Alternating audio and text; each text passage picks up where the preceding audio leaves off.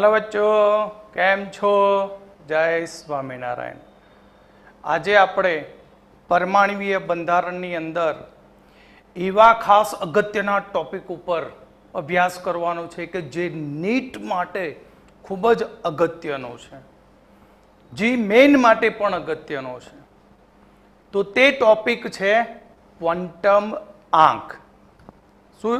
Quantum આંક. Quantum આંકની કેમ જરૂર પડી? તો પરમાણુની અંદર ઘણી બધી કક્ષકો હોઈ શકે. પરમાણુમાં ઘણી બધી કક્ષકો હોઈ શકે. આ કક્ષકોનું ગુણાત્મક વર્ણન કરવા માટે, એટલે કે કક્ષકનું કદ કેવડું છે, કક્ષક કયા આકારની છે, તથા એ કક્ષક માટે તેની ઉર્જા કેટલી છે, તથા તેનું કક્ષકનું અવકાશમાં ગોઠવણી કયા પ્રકારની છે, તે બધાનો નિર્દેશ કરવા માટે વપરાતા આંકને કહેવાય ક્વોન્ટમ આંક. ક્વોન્ટમ આંક એટલે શું? ક્વોન્ટમ આંક એટલે કે પરમાણુમાં રહેલી કક્ષકોનું કદ, આકાર અને દિક્વિન્યાસ. દિક્વિન્યાસ એટલે અવકાશમાં ગોઠવણી. તે બધા વચ્ચે વિભેદિત કરતા આંકને કહેવામાં આવશે ક્વોન્ટમ આંક કહેવામાં આવે છે. સિમ્પલ છે કે જો કક્ષકનું કદ નાનું હોય તો તે કક્ષક કેન્દ્રની નજીક હોય અને કેન્દ્ર પોઝિટિવ ચાર્જ ધરાવે, આ કેન્દ્ર છે, અને કક્ષકનું કદ નાનું છે, તો નાના કદની અંદર ઇલેક્ટ્રોન મળવાની સંભાવના વધુ હોય છે. નાના કદમાં ઇલેક્ટ્રોન મળવાની સંભાવના વધુ હોય. કક્ષકનું કદ જેમ નાનું તેમ તે કક્ષક કેન્દ્રની વધુ નજીક, અને વધુ નજીક હોય તો તે ભાગ ઉપર ઇલેક્ટ્રોનની ડેન્સિટી વધારે હોય, ઇલેક્ટ્રોન મળવાની સંભાવના પણ વધુ હોય. કક્ષકોનો આકાર અને દિક્વિન્યાસનો અર્થ શું થાય? કે કક્ષકો તો જુદી જુદી દિશાઓમાં હોય, એક્સ, વાય, ઝેડ, બરાબર. તો અલગ અલગ ડાયમેન્શનની અંદર યામોમાં કક્ષકો હોય તો તે બધી જ દિશાઓમાં એવું જરૂરી નથી ઇલેક્ટ્રોન મળવાની સંભાવના વધુ હોય. પણ આકાર અને દિક્વિન્યાસનો અર્થ એ સૂચવે છે કે અહીં કોઈ ચોક્કસ દિશામાં ઇલેક્ટ્રોન મળવાની સંભાવના વધુ છે. આકાર અને દિક્વિન્યાસ એ ચોક્કસ દિશામાંથી ઇલેક્ટ્રોન વધુમાં વધુ ક્યાંથી મળશે તે સૂચવે છે. તો પરમાણુની અંદર અહીં ઇલેક્ટ્રોનના નિર્દેશન માટે કક્ષાનું કદ, આકાર અને દિક્વિન્યાસની જરૂર પડે, તો તેના માટે અહીંયા 3 ક્વોન્ટમ આંક અગત્યના બને. જેમાં પહેલો છે મુખ્ય ક્વોન્ટમ આંક, જેને પ્રિન્સિપલ ક્વોન્ટમ આંક કહેવાય. મુખ્ય ક્વોન્ટમ આંક એ હંમેશા ધન પૂર્ણાંક જ હોય. કેમ? કારણ કે બોરના નમૂનાની અંદર તમે જોયું તો આ કેન્દ્ર છે, કેન્દ્રની ફરતે આ પહેલી કક્ષા, બીજી કક્ષા, ત્રીજી કક્ષા, ચોથી કક્ષા, આ રીતે શું હતી? બધી કક્ષાઓ હતી. અને તેને આપણે દર્શાવ્યું હતું n બરાબર 1, n બરાબર 2, n બરાબર 3, n બરાબર 4 વડે દર્શાવેલો. એટલે અહીં n મુખ્ય ક્વોન્ટમ આંક એ હંમેશા ધન પૂર્ણાંક જ હોય, જે કક્ષાનું કદ નક્કી કરે. તમે જુઓ કે અહીંયા n બરાબર 1 માં કોઈ કક્ષા હશે તો એનું કદ નાનું હશે, એનાથી દૂર જશે તેમ એનું કદ શું થતું જાય? વધતું જશે. એટલે જેમ જેમ n નું મૂલ્ય વધતું જશે તેમ તેમ કક્ષકનું કદ પણ શું થાય? વધતું જાય. બરાબર. એટલે એક આપણને એક કન્ડિશન મળી કે n નું મૂલ્ય વધે, n નું મૂલ્ય વધે તેમ કક્ષકનું કદ વધે, તેમ તે કક્ષક માટેનું કદ પણ શું થાય? વધતું જાય. બીજું, મુખ્ય ક્વોન્ટમાંક એ કુલ ઉર્જા સૂચવે કક્ષાની. આપણે બોર મોડેલમાં ભણી ગયા કે કુલ ઉર્જાનું સૂત્ર En બરાબર -1/RH ઇન્ટુ 1/n². બરાબર? આ કોના માટે હતું? હાઇડ્રોજન માટે. ઉપર Z² લખી દો તો બધા પરમાણુ માટે બની જાય. તો જેમ જેમ n નું મૂલ્ય વધતું જશે તેમ તેમ કક્ષકની ઉર્જાનું મૂલ્ય પણ વધતું જાય, કારણ કે વ્યસ્ત સંબંધ. એટલે n નું મૂલ્ય વધે, n નું મૂલ્ય વધે તેમ ઉર્જાનું મૂલ્ય વધે, તેમ ઉર્જા પણ શું થાય? વધે છે. ઓકે, એટલે અહીં He+ હોય કે Li2+ હોય કે હાઇડ્રોજન હોય, તે બધા હાઇડ્રોજન પરમાણુ કે એક પરમાણુવીય સ્પીસીઝ He+, Li2+, તેમની કક્ષાનું કદ અને ઉર્જા એ હંમેશા મુખ્ય ક્વોન્ટમાંક n પર જ આધારિત હોય. આ મુખ્ય ક્વોન્ટમાંક n ને એક કોષ તરીકે ઓળખવામાં આવે છે. n ને એક કોષ તરીકે ઓળખવામાં આવે. n બરાબર 1 હોય તો તે કોષને કહેવામાં આવશે K કોષ. n બરાબર 2 હોય તો તેને L કોષ. n બરાબર 3 હોય તો M કોષ. n બરાબર 3 હોય તો N કોષ. એટલે K, L, M, N, O, P, Q, R, S, T, U, V, W, X, Y, Z. એ રીતે એ કોષને ઓળખવામાં આવે છે. અહીં n કોષમાં કક્ષકની સંખ્યા એટલે કે ઉપકોષની સંખ્યા, પેટા કોષની સંખ્યા એક કે એક કરતા વધારે હોય છે. અહીં n કોષમાં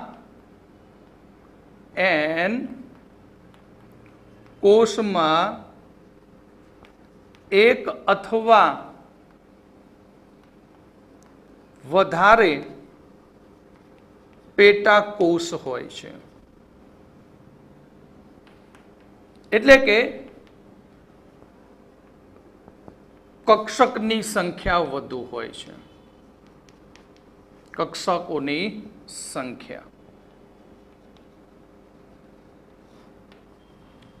તો n કોષમાં કક્ષકની સંખ્યા કેટલી હોય? તો તેનું સૂત્ર યાદ રાખવાનું કે n કોષમાં કક્ષકની સંખ્યા n² હોય છે. n કોષમાં કક્ષકની સંખ્યા કેટલી હોય? n² હોય. એક્ઝામ્પલ તરીકે જોઈએ કે ધારો કે હું કહું કે L કોષમાં કક્ષકની સંખ્યા કેટલી? L કોષમાં કક્ષકની સંખ્યા કેટલી થાય? આ બધું નાના નાના MCQ છે. તો L કોષ એટલે કયું? n બરાબર 2. માટે કક્ષકની સંખ્યા કેટલી થશે? n². તો 2 નો સ્ક્વેર તો કેટલી થશે? 4 કક્ષકો થાય. કેટલી કક્ષકો થાય? 4 કક્ષકો થાય. તો આવા n કોષમાં ઇલેક્ટ્રોનની સંખ્યા કેટલી હોય?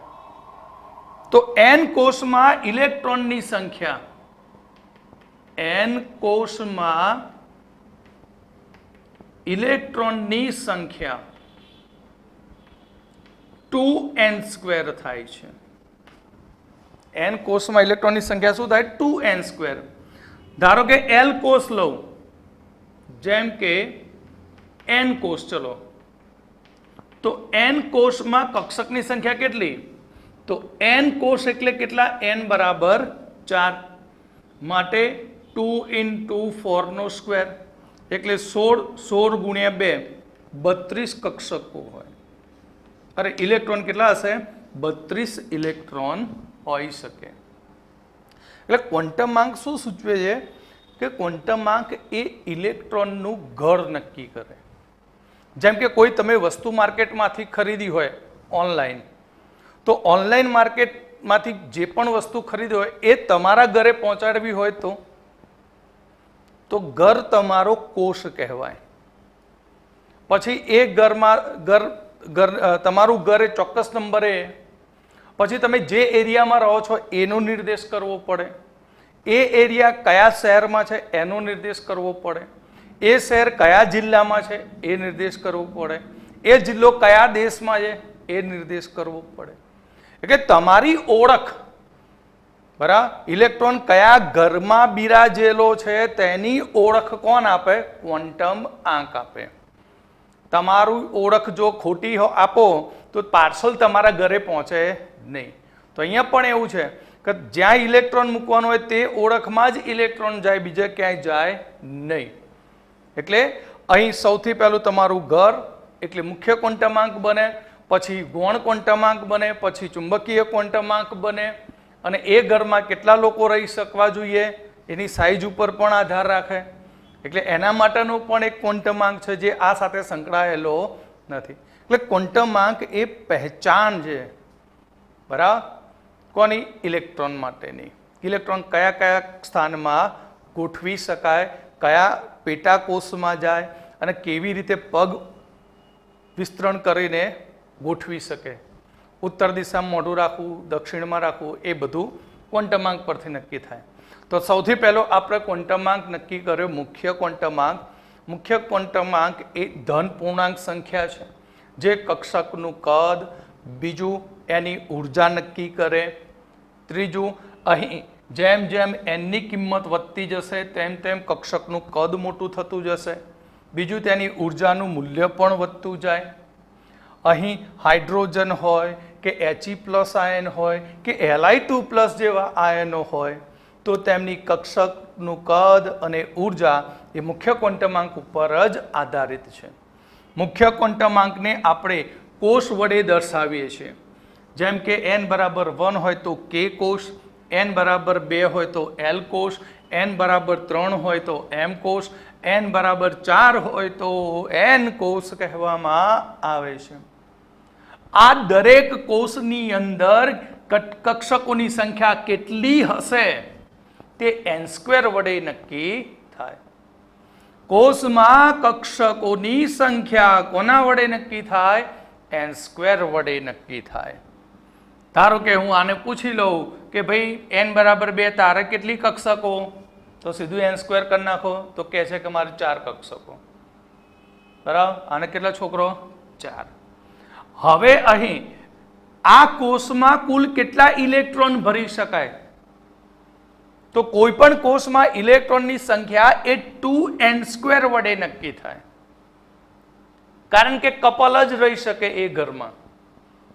બરાબર, દરેક કક્ષકમાં કપલ સિવાય ત્રીજું કોઈ ના રહી શકે. બચ્ચા હોય તો પણ કે બાજુના ઘરમાં જતો રહે. અહીંયા તો અમે 2 જ રહેવાના. બરાબર, 2 થી વધારે ક્યારે એ રૂમમાં કોઈ રહી શકે નહીં. બરાબર, છોકરા હોય તો એમને બીજો પર્સનલ રૂમ બની આપવો પડે. એના જેવું છે. તો શું થશે? 2n² ઇલેક્ટ્રોનની સંખ્યા. બરાબર, 2n². ધારો કે હું 4 નંબર લઉં તો 4 નો વર્ગ 16 અને 1 માં કેટલા? 2, તો 16 દુ 32 રહી શકે. ઓકે,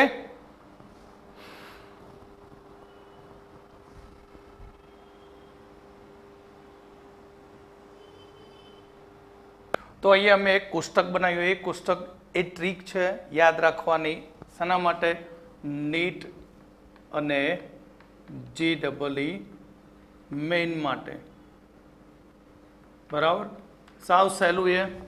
તો અહીંયા તમારો કોષ 1 હોય તો આ એક કક્ષાને કયો કોષ કહ્યું તું? K કોષ. તો તેમાં કક્ષકની સંખ્યા કેટલી? 1 જ. તો ઇલેક્ટ્રોન કેટલા ભરી શકાય? તો ગુણ્યા 2 કરી દો તો 2 ઇલેક્ટ્રોન. હવે કોષ 2 હોય તો L. તો કક્ષકની સંખ્યા કેટલી? 4 થાય ને? 2 નો વર્ગ 4. 4 ગુણ્યા 2 8 ઇલેક્ટ્રોન. 3 નંબરની કક્ષા હોય તો કેપિટલ એમ કોષ. તો 3 નો વર્ગ 9, 9 ગુણ્યા 2 18 ઇલેક્ટ્રોન રહી શકે. ચોથો કોષ કયો છે? એલ, અરે સોરી કેપિટલ એન. તો શું થશે? 16, તો થશે 32. એટલે તમે 10માં જે ભણતા હતા ને 2, 8, 8, 18, 18, 32, એ આ સંખ્યાઓ સૂચવે છે ઇલેક્ટ્રોનની.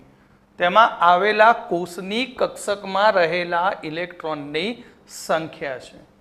ઓકે, તો હવે આપણે જોઈશું ગૌણ ક્વોન્ટમાંક.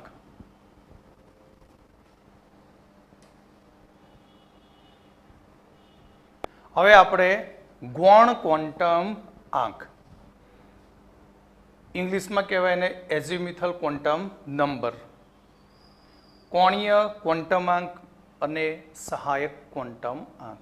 4 નામ છે આના: ગૌણ ક્વોન્ટમાંક, એઝિમ્યુથલ ક્વોન્ટમાંક, કોણીય વેગમાન ક્વોન્ટમાંક અને બીજો છે સહાયક ક્વોન્ટમાંક. આ ક્વોન્ટમાંકનું કામ શું? તો કક્ષકનો ત્રિપરિમાણીય આકાર નક્કી કરે. કક્ષકનો ત્રિપરિમાણીય આકાર નક્કી કરે. કેવા આકારની હશે? ગોળાકાર છે, ડંબેલાકાર, ડબલ ડંબેલ, ટ્રિપલ ડંબેલ કે મટકા આકાર, કયા આકારની એ બધાના આકાર વિશેની માહિતી આપણને કોણીય વેગમાન ક્વોન્ટમાંક આપે છે. આ કોણીય વેગમાન ક્વોન્ટમાંક એ મુખ્ય ક્વોન્ટમાંક ઉપર આધારિત છે. કારણ કે મેન કોણ? પરમાણુમાં મુખ્ય ક્વોન્ટમાંક. હવે એ મુખ્ય ક્વોન્ટમાંક કક્ષાની અંદર બધી વેરાયટી બધું હોય, એટલે અહીં કોણીય ગૌણ ક્વોન્ટમાંક યાદ રાખજો. ગૌણ ક્વોન્ટમાંક, ગૌણ ક્વોન્ટમાંક એલ એ એન પર આધારિત છે. એન ઉપર આધાર રાખે. એટલે આપેલ એન માટે, આપેલ એનના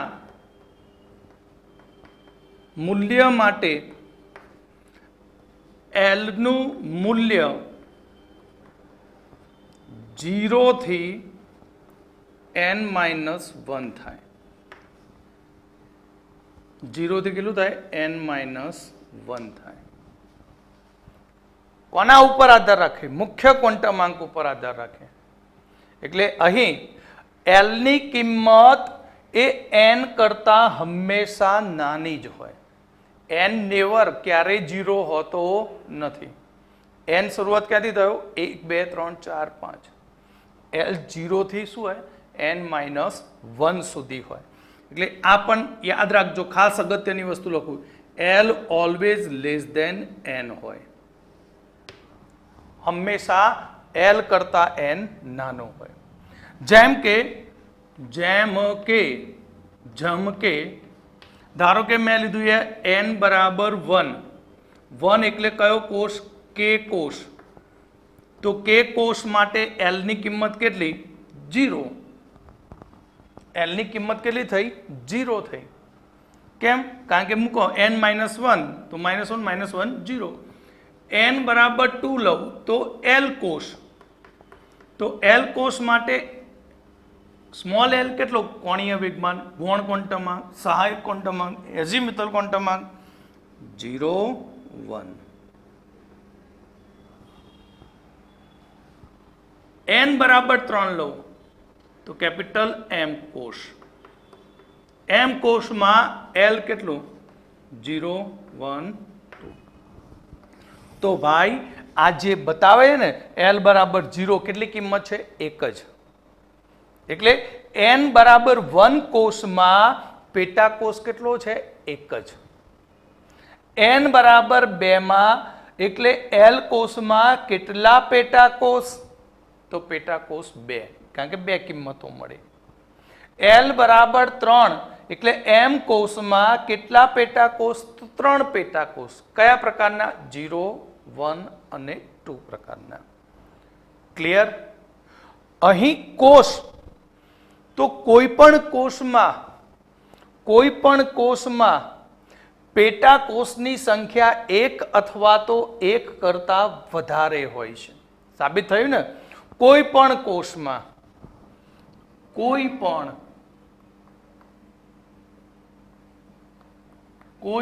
કોષમાં એક અથવા એકથી વધારે પેટાકોષ અથવા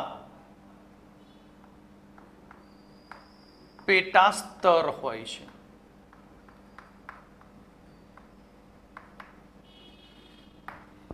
એક મજાની વાત કહું કે પેટા સ્તરની સંખ્યા કેટલી હોય? મુખ્ય ક્વોન્ટમાંકના જેટલી જ હોય.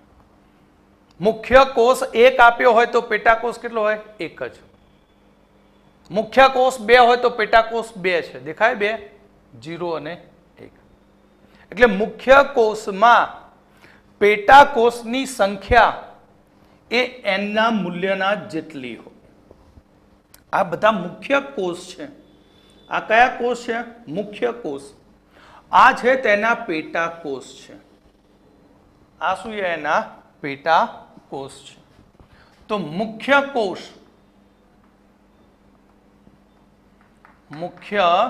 કોષમાં પેટાકોષની સંખ્યા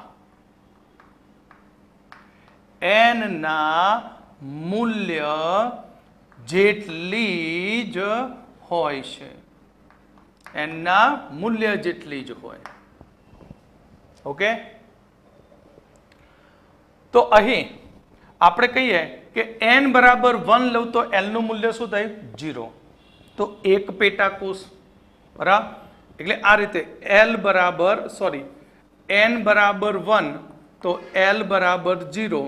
તો એક પેટાકોષ. કેટલા પેટાકોષ? એક પેટાકોષ.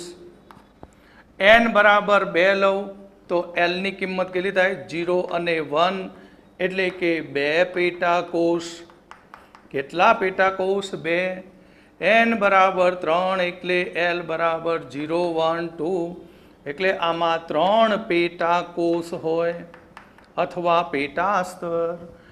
n બરાબર 4 લઈએ તો l બરાબર 0, 1, 2, 3 એટલે 4 પેટાકોષ. કેટલા પેટાકોષ? 4. હવે ખાસ અગત્યનું, l ના જુદા જુદા મૂલ્ય માટેની પેટાકોષને ચોક્કસ સંકેત વડે દર્શાવાય છે. l ના જુદા મૂલ્યો લઈએ 0, 1, 2, 3, 4, 5. તો અહીં તેના પેટાકોષના સંકેત. તો પેટાકોષનો સંકેત શું થાય? યાદ રાખો અને નીટમાં માર્ક મેળવો. જો l બરાબર 0 હોય તો તે પેટાકોષને સ્મોલ s વડે દર્શાવાય. 1 હોય તો પોપટ p, 2 હોય તો d, 3 હોય તો f, 4 માટે g અને h. SPDFGH. યાદ રાખો, L 0 હોય તો S, 1 હોય તો P, 2 હોય તો D, 3 હોય તો F, 4 હોય તો G, 5 હોય તો H. પહેલા એક સિરિયલ આવતી હતી, કઈ ચેનલ ઉપર મને ખબર નથી, પણ નાના છોકરાઓને બહુ મજા આવતી હતી ને એના ઉપર પિક્ચર પણ આવી ગયું બરાબર, હોલીવુડનું. SPDF પાવર જનરેશન ને કંઈક બોલે, પછી આમ ધૂમ કરે એટલે અંદરથી કંઈક આમ રોબોટ જેવું બહાર આવે અને પછી મારામારી કરે, ફાઇટિંગ કરે બરાબર.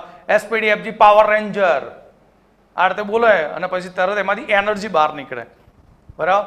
SPDFG પાવર એસપીડીએફજી બોલે એનો મતલબ કે આ બધી કક્ષકોના ઉર્જાઓ બોલે. આ ઉર્જાઓ છે, બધી ઉર્જાના સ્તર છે, બરાબર. એટલે એની અંદરથી પાછું જેટલો ઊંચો બોલે કે જીએચ, જીએચ કે એટલે વધારે ઊંચી ઉર્જા બહાર આવે. એ રીતે પિક્ચર બનાવેલું હતું આના ઉપરથી જ એસપીડીએફજીએચ. તો એસ એટલે 0, પી એટલે 1, ડી એટલે 2, એફ એટલે 3, જી એટલે 4 અને એચ એટલે 5. આ તમારે મગજમાં રટી જ નાખવાનું છે. એ તો આવડે યાર, એસપીડીએફજીએચ, એસપીડીએફજીએચ 0 1 2 3 4 5, બરાબર. બોલવામાં બહુ સહેલું છે, યુઝ કરવાના આવે એટલે ધ્યાન રાખવું પડે, બરાબર. તો હજી પણ આગળ આપણે આમાં જોઈએ તો મુખ્ય ક્વોન્ટમાંક કોની ઉપર આધારિત છે? કોઈની ઉપર નહીં. મુખ્ય ક્વોન્ટમાંક બધાનો બાપ છે. પણ ગૌણ ક્વોન્ટમાંક કોની ઉપર આધાર રાખે? મુખ્ય ક્વોન્ટમાંક ઉપર. આ પહેલી પેઢી થઈ. એલ કોની ઉપર આધાર રાખે? મુખ્ય ક્વોન્ટમાંક ઉપર. એલનું મૂલ્ય કેટલું? 0 થી n-1 સુધી હોય, બરાબર. જે 0 લઈએ તો એલ બરાબર 0, અરે n બરાબર 1 લઈએ તો L0, 2 હોય તો 0 1, 3 હોય તો 0 1 2, 4 હોય તો 0 1 2 3 4. આ બધી કિંમતો એ કોષની પેટાકોષની સંખ્યા સૂચવતી હોય છે. આ પેટાકોષની સંખ્યાઓ હંમેશા મુખ્ય કોષના જેટલી જ હોય. કેટલી હોય? મુખ્ય કોષના જેટલી જ હોય. તો એલના જુદા જુદા મૂલ્ય માટે પેટાકોષની કક્ષકોને ચોક્કસ સંકેત વડે દર્શાવવામાં આવે છે. L બરાબર 0 માટે S, L બરાબર 1 માટે P, L બરાબર 2 માટે D, L બરાબર 3 માટે F, 4 માટે G, 5 માટે H. આ તો સાહેબ બ્રાહ્મણ બનીને અરે યાર, હું હમણાં હાલ કથામાંથી આવ્યો છું. તબલા સાંભળે અને કથાના જે શ્લોકોના ઉચ્ચાર ચાલતા હતા એ મગજમાં ઘૂસી ગયું, એટલે આપણને અત્યારે શ્લોકો ચાલુ થઈ ગયા. રીતે કેમિસ્ટ્રીના શ્લોકો ચાલે. હજી આને આપણે આગળ વધારીએ.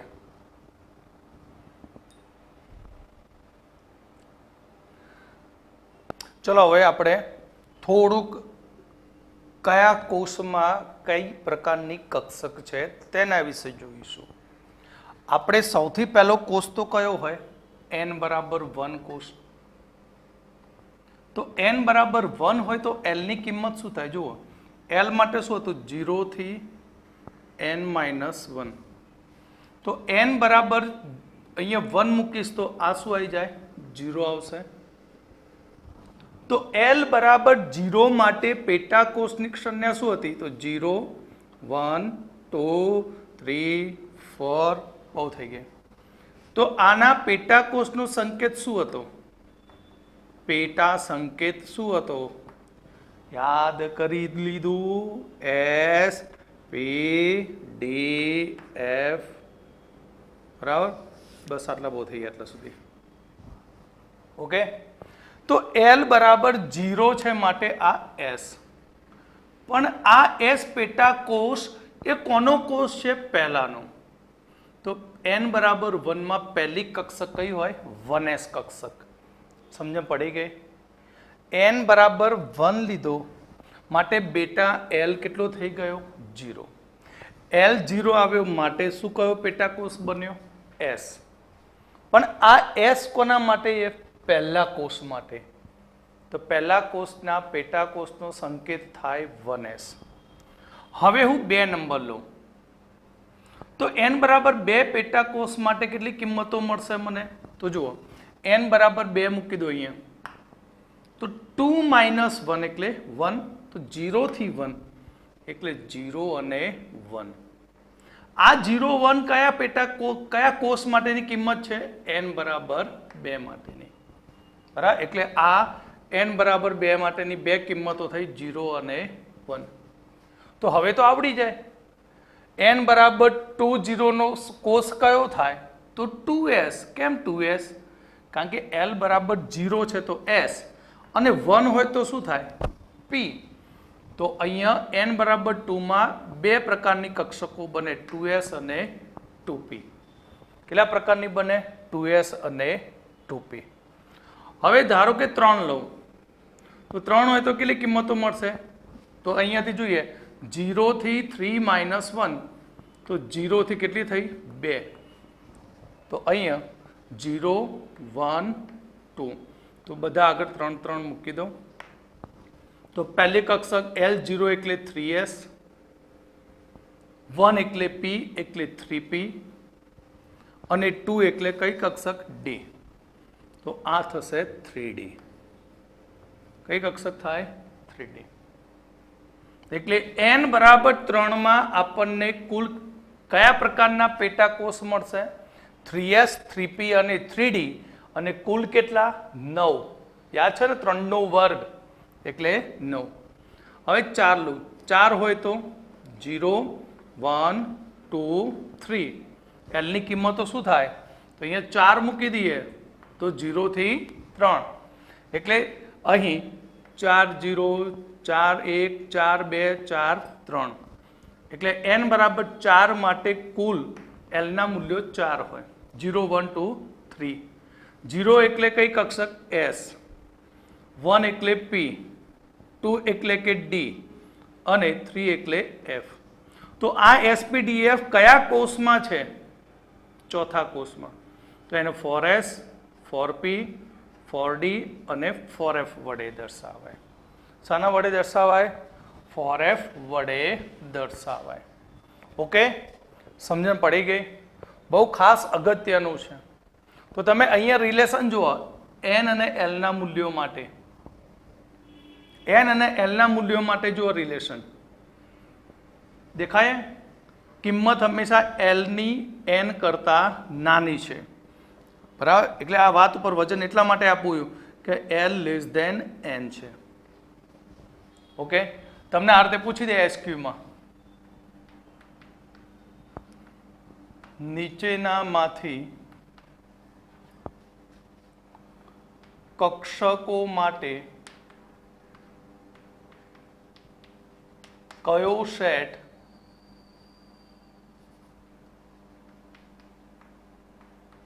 શક્ય નથી? તો A n બરાબર 4 l બરાબર 3, B n બરાબર 3 l બરાબર 0, C n બરાબર 3 l બરાબર 3, D n બરાબર 4 l બરાબર 4. તો કયા સેટ અથવા કયા સેટ શક્ય નથી? તો બહુ સિમ્પલ લોજિક. તમારે શું જોવાનું? l લેસ ધેન n દેખાય તો આ શક્ય છે. 0 3 કરતા નાનો આ પણ શક્ય, પણ 3 બરાબર 3 4 બરાબર 4 આ શક્ય નથી. Greater than less than is equal to હોય તો બરાબર, પણ એવું નથી. l less than always n હોય. તો આ કયા પ્રકારના કોષ બને? હવે આન્સર આવડે? જો આ 3 છે, 3 એટલે કઈ કક્ષક થાય? F. કયા કોષમાં એ? 4 એટલે 4F કક્ષક. l બરાબર 0 એટલે કઈ કક્ષક? S.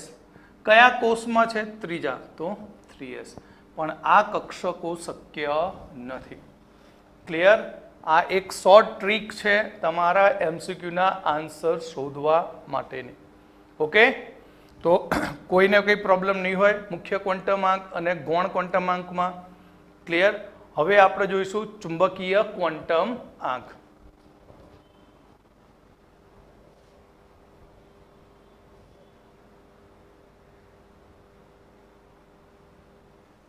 ચુંબકીય કક્ષકીય ક્વોન્ટમાંક અથવા ચુંબકીય ક્વોન્ટમાંક શોર્ટમાં કહો તો પણ ચાલે. જુઓ, મુખ્ય ક્વોન્ટમાંક એ કક્ષકનું કદ નક્કી કર્યું. ગૌણ ક્વોન્ટમાંકે કક્ષકનો ત્રિપરિમાણીય આકાર નક્કી કર્યો.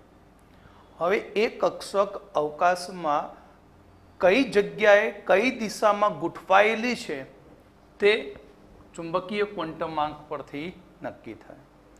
એટલે કે કક્ષકોના અવકાશીય દ્વિવિન્યાસ વિશે માહિતી આપે. કઈ દિશામાં તે ગોઠવણી પામી છે તે એ ચુંબકીય ક્વોન્ટમાંક પરથી નક્કી થાય. તો કોઈ પણ પેટાકોષ માટે ml ને રજૂ કરવા માટેની બે રીતો છે. એક છે ml બરાબર 2l પ્લસ 1. એક રીત છે ml બરાબર 2l પ્લસ 1. બીજી રીત છે બધા આપણે શોર્ટમાં રીતે પણ કહેવાય -L0 પ્લસ L, એટલે -L થી 0 પ્લસ L સુધીની સંખ્યા. એને આ રીતે દર્શાવ્યું -L, L-1, L-2 એ બધા આગળ માઇનસ નિશાની, પછી 0, 1, L-2, L-1, L આ રીતે એને નક્કી થાય. એટલે આપણે સિમ્પલ મગજમાં ફિટ રાખવાનું -L થી 0 થી પ્લસ L, -L થી 0 થી પ્લસ L, અને બીજું છે ml બરાબર 2L પ્લસ 1, ml બરાબર 2L પ્લસ 1. ml એ ગૌણ ક્વોન્ટમાંક પર આધારિત છે, કારણ કે L એ ગૌણ ક્વોન્ટમાંક છે. ml એ પેટાકોષની સંખ્યાઓ સૂચવે છે. ml શું સૂચવશે? પેટાકોષની સંખ્યા સૂચવે. કેવી રીતે? તો આપણે સમજીએ કે જેમ કે ધ્યાન રાખજો, ખાસ અગત્યની વસ્તુ છે કે L બરાબર 0 લો, L બરાબર 0, તો અહીં આપણે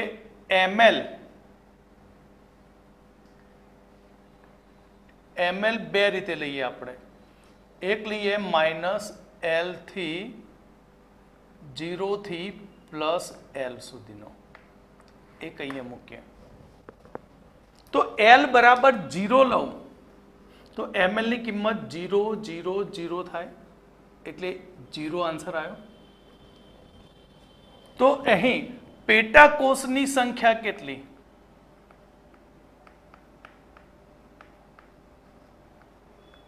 પેટાકોષ કઈ અને પેટાકોષની સંખ્યા.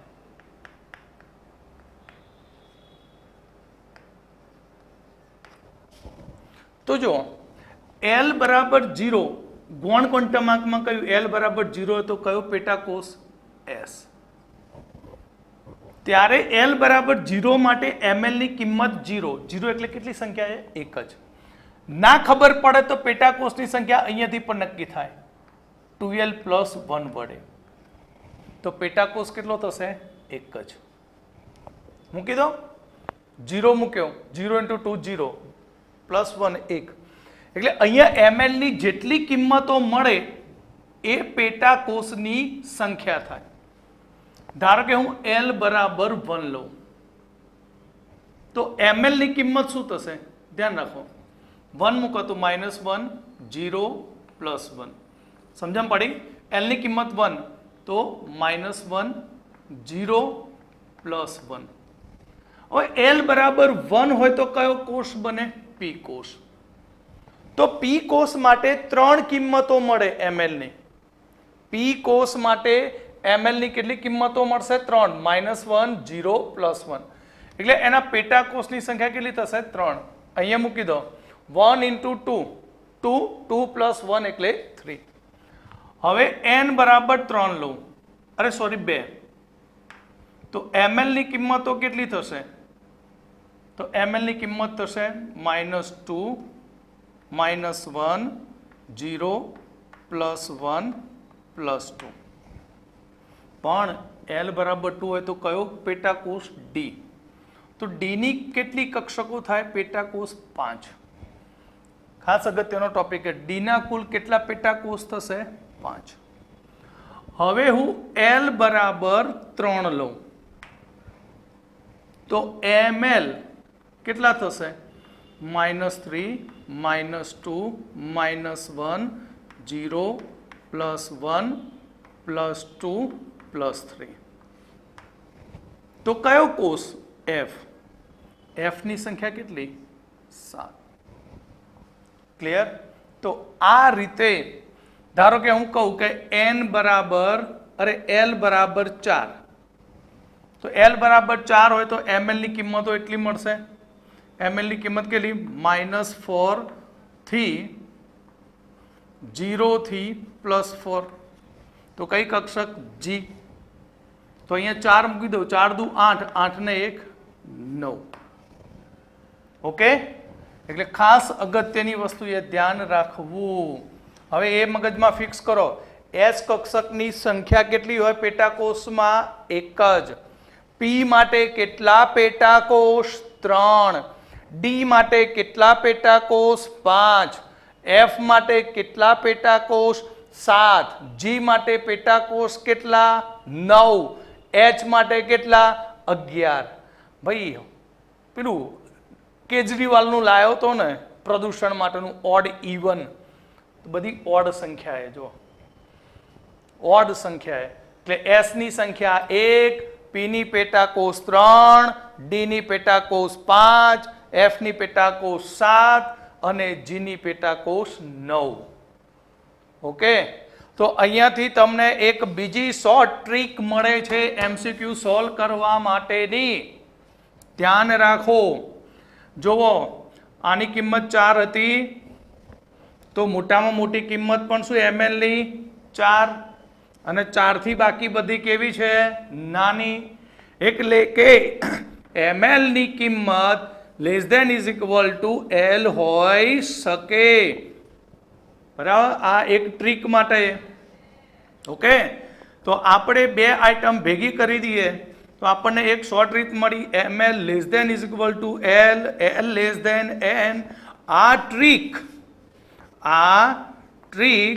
તમને કક્ષકોનો સેટ નક્કી કરવામાં મદદરૂપ થશે. કયો સેટ સાચો છે કે ખોટો? ઓકે, તો હવે આનો આપણે એકાદ એક્ઝામ્પલ જોઈએ, એમસીક્યુ સોલ્વ કરીએ આનો, એટલે તમારો ડાઉટ બધો ક્લિયર થઈ જાય ક્વોન્ટમાંક ઉપરનો. બરાબર,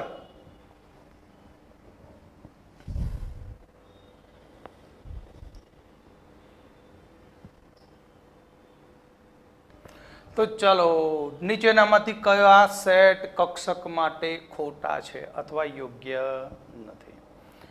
તો આવું કે ને એટલે આપણે કઈ મગજ લાંબુ નહીં ચલાવવાનું ભાઈ. જો આપણે પહેલું શું કરવાનું? ml less than is equal to l less than n. આ શરતનું પાલન થવું જોઈએ. n હંમેશા l કરતાં મોટો અને ml એ l ના જેટલું કે l થી નાનો હોય. પહેલું ઉઠાઈએ તો ચલો 4 0 0 થઈ, શરત સાચી પડી ગઈ ને? 4 મોટો 0 0, પહેલી કન્ડિશન સાચી. બીજું ઉઠાઈએ તો n બરાબર 4 1 -1, આ પણ સાચું છે કારણ કે 1 કરતાં આ કિંમત કેવી? નાની. 1 કરતાં 4 મોટો. ત્યાર પછી બીજું 4 2 3, આ સાચું છે પણ આ ખોટું. બરાબર, ઇઝ ઇક્વલ ટુ કીધું છે. બરાબર, એટલે આ સેટ ખોટો છે. ચોથામાં જોઈએ તો 4 4 3, અહીંયા ખોટું છે. દેખાય, આ શરતનું પાલન થતું નથી. જ્યારે અહીંયા શરતનું પાલન થાય પણ સેટ આખો સાચો કહેવાય નહીં. માટે સી અને ડી બંને ખોટા, એ અને બી બંને સાચા. તો ચલો હવે આપણે છે ને આ નક્કી કર્યા કઈ કક્ષક છે. તો હંમેશા કક્ષકની પહેલા શું લખાય? મુખ્ય ક્વોન્ટમ આંક. તો 4 આવી ગયો. આ કઈ કક્ષક થઈ? l બરાબર 0 એટલે s, 4s કક્ષક થઈ. ઓકે, હવે આ જોઈએ n બરાબર 4, તો l ની કિંમત કેટલી છે? 1. 1 એટલે p કક્ષક. હવે એમાં કયો પેટા પ્રકાર છે એની કિંમત બતાવે એ જરૂરી નથી. px છે, py છે કે pz, આપણે કોઈ એને લેना देना नहीं है. अपने को तो ये चाहिए मिल गई, ये नहीं है तो नहीं है. ओके, આવડશે કમ્પ્લીટ? તો હું તમને આખો 3 ક્વોન્ટમ આંકની એક નાની ચાર્ટ જેવી બનાવીને આપું. ચાર્ટ નહીં, ચાર્ટ. બરાબર, આ ચાર્ટ ક્યાંથી આવી? પેલા ખબર છે કૂતરાઓ બિલાડી બધાની નહીં. બરાબર, તો હવે જોઈ લઈએ આપણે.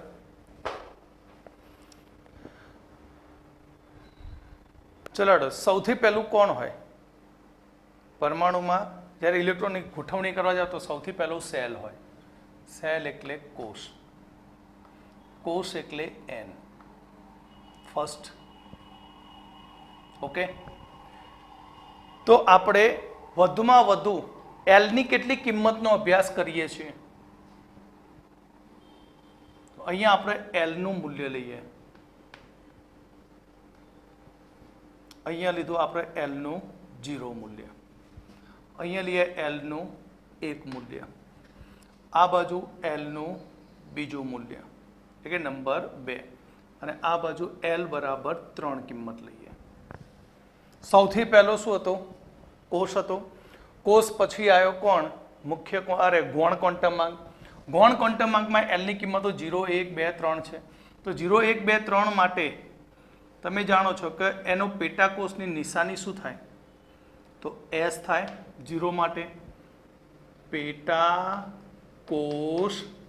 સંકેત અથવા ક્ષણ્યા. L બરાબર 1 હોય તો તેનો પેટાકોષ કયો થશે? તો તેનો પેટાકોષ તમે જાણો કયો હતો? P હતો. L બરાબર 2 માટે પેટાકોષ કયો હતો? તો L બરાબર 2 માટે પેટાકોષ હતો D. L બરાબર 3 માટે પેટાકોષ કયો છે? તો F. ઓકે, હવે આપણે આ પતી ગયો ગૌણ ક્વોન્ટમાંક. આ શું પત્યું? ગૌણ ક્વોન્ટમાંક. ગૌણ ક્વોન્ટમ આંક ફિનિશ થયો. હવે અહીંયા આપણે આના માટે ચુંબકીય ક્વોન્ટમાંક લઈએ ml. તો ml ના મૂલ્યો 2l + 1. તો L બરાબર 0 છે, તો 0 હોય તો S એક જ હશે, અને એની ml ની કિંમત કેટલી? 0. તો S પેટાકોષ એક જ. હવે અહીં L બરાબર 1 લઉં તો P ના પેટાકોષ કેટલા મળશે મને? 3. કેટલા પેટાકોષ મળશે? 3. કેમ? કારણ કે અહીંયા 1 મૂકું છું. તો એના ml ની કિંમતો કઈ કઈ હશે? -1, 0, +1. તો P ના 3 પેટાકોષ. D ની વાત કરીએ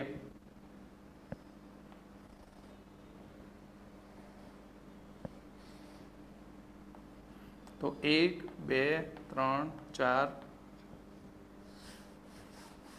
1, 2, 3, 4 ને 5. સમજણ પડી?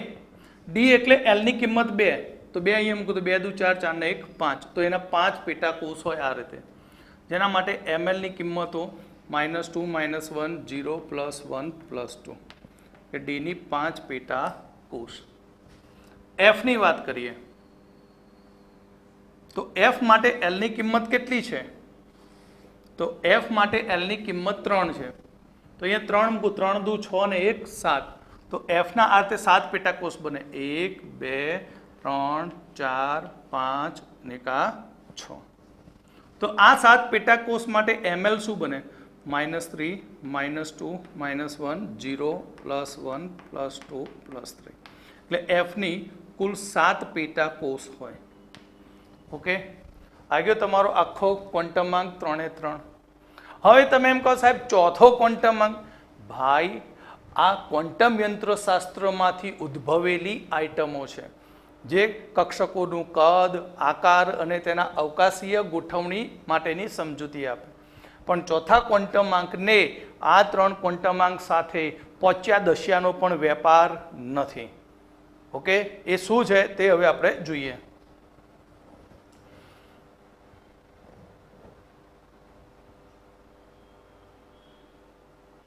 હવે આપણે લાસ્ટ સ્પિન ક્વોન્ટમાંક, ઇલેક્ટ્રોન ભ્રમણ ક્વોન્ટમાંક. તો આ ક્વોન્ટમાંકની કેમ જરૂર પડી હશે?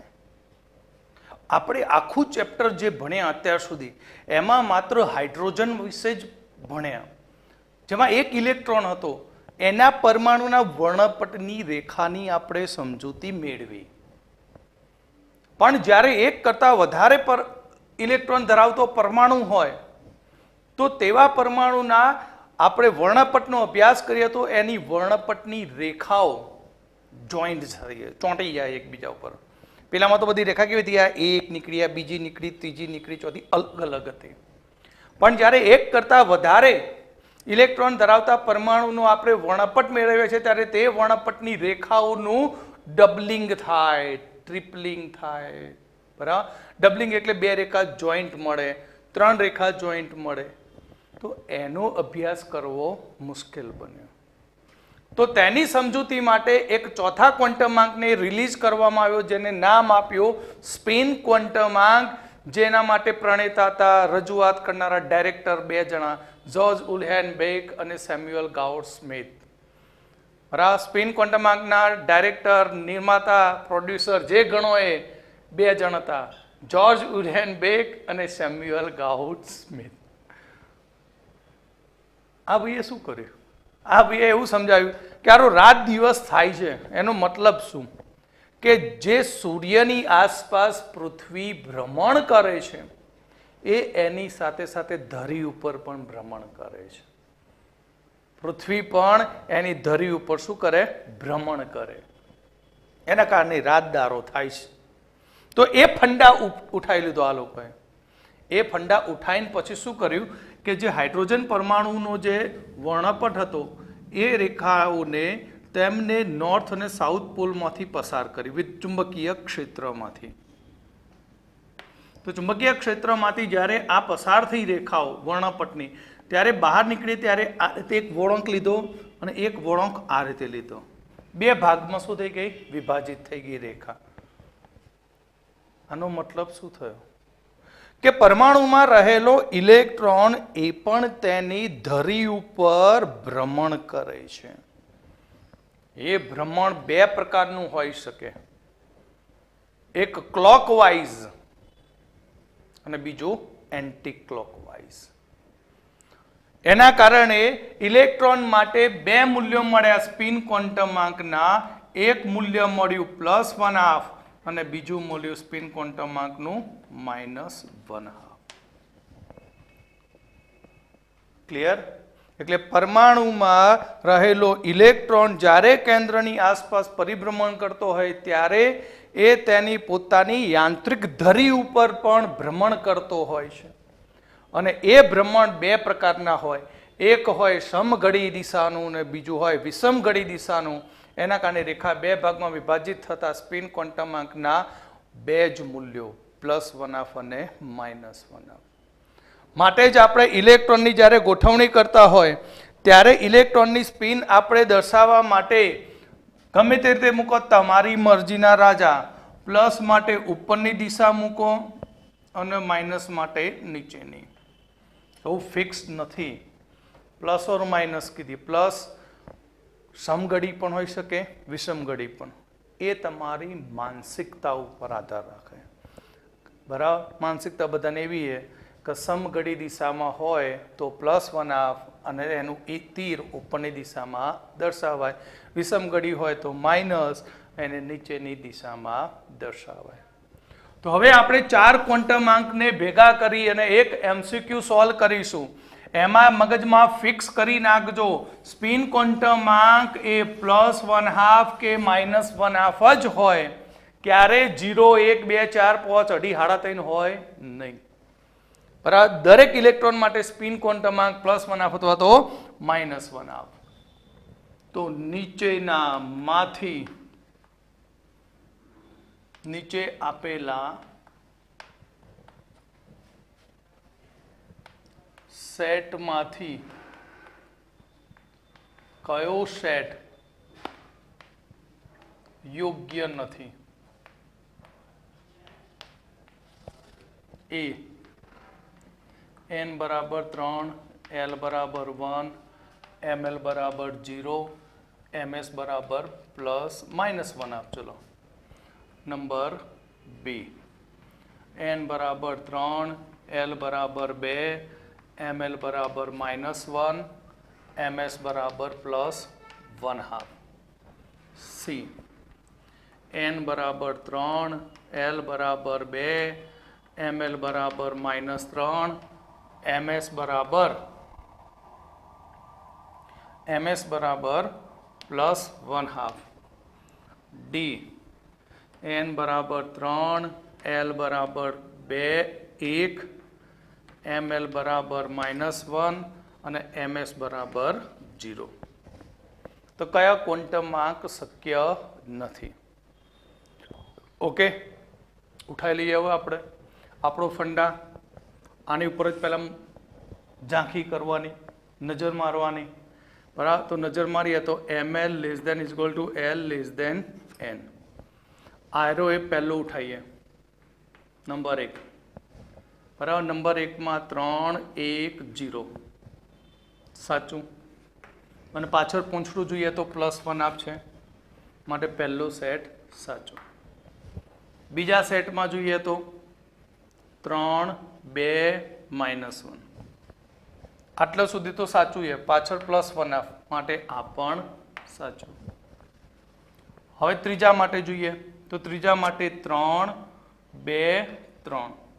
હવે આ પ્લસ માઇનસ આપ્યું હોય ને તો એ તમારે શું ગણવાનું, પ્લસ ઓર માઇનસ સમજવાનું, કારણ કે ml ની બે કિંમત છે ને, +L થી -L, એટલે આની કિંમત 2 થી આની વચ્ચે આવી જોઈએ. અહીંયા -3 આપી શક્ય નથી, કારણ કે 3 કરતાં આ અંક કેવો છે, મોટો. ભલે માઇનસ બતાવ્યો, જો -3 હોય તો એક +3 પણ હોય, એક -3 હોય તો બીજો એનો ભાઈ કયો હોય, +3 પણ હોય. એટલે આના +3 ઉપર જ નજર મારો એટલે આ કેન્સલ, અને પાછું +1 આપ. આટલા સુધી સાચું પણ આ ભાગ ખોટો હોય માટે આ કેન્સલ. ડી ની અંદર જોઈએ તો 3 1 -1 પ્લસ ઓર માઇનસ કરી દેવાના, બરાબર. એટલે પ્લસ ઉપર જ નજર રાખવાની, ભલે માઇનસ આપ્યું પણ MS 0 છે માટે આ ખોટો. સમજણ પડે? આ ટ્રીક ઉપરથી બધા MCQ નહીં. પહેલી તો ક્યાં લાઈન મારવાની, અરે ક્યાં જોવાનું ખબર હે, MS ઉપર જ. MS ઉપર ડાયરેક્ટ નજર મારો તો જો 0 મળી જાય તો એ ખોટો જ છે, પછી માથાકૂટ કરવાની આની અંદર ઉતરી, બરાબર. અને આ બધું +1 -1 આપેલું હોય, +1 આપ -1 આપ +1 આપ -1 આપ, તો તમારે પહેલાં આમાં જ જોવાનું, આમાં જે ખોટું હોય એ ખોટું. ઓકે, તો કોઈ પણ MCQ સેટ વાળો તમને મગજમાં સેટ થઈ ગયો હશે, સેટિંગ પણ થઈ ગયું હશે, બરાબર. તો ધ્યાન રાખજો. ઓકે.